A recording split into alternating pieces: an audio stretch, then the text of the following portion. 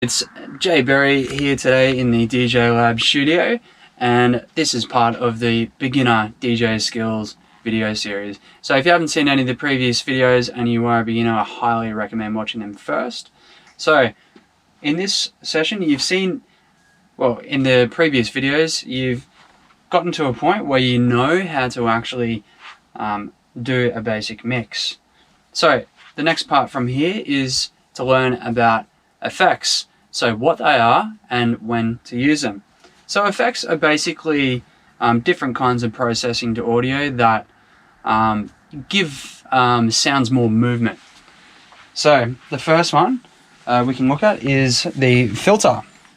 Okay, so that is here on this particular mixer, but it is also on every mixer and pretty much every controller. Okay, so all it does is, if I press play there and we go this way, it's going to take out some of the bass and then mid-range, which is vocals and everything, and leave us just with the highest of the high stuff.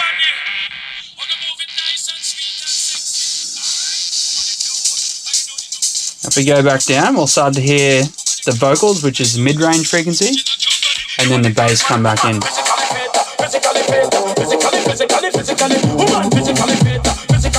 Now if we go the opposite way, it's going to do the opposite thing, so it's going to cut out some of the high stuff first, and then eventually just leave us with bass. Okay, so the next question is when to use it. Well, you can create a little bit of tension in your track with it. So say if we wanted to have our own little makeshift breakdown, I suppose, we can do it right here and now. So I'm turning that up, we've lost our low range or our bass, and then back down. So we've created a little tension point there, a little change in the track that we couldn't do any other way. And it's the same with this. You filter it this way. You can even do ones like this. So it's just going to help you have a little bit more fun and be able to have a little bit more control over your music. Okay, so the next thing is the delay. So we're going to cover the delay first and then the reverb. They're the two most common effects that people use DJing.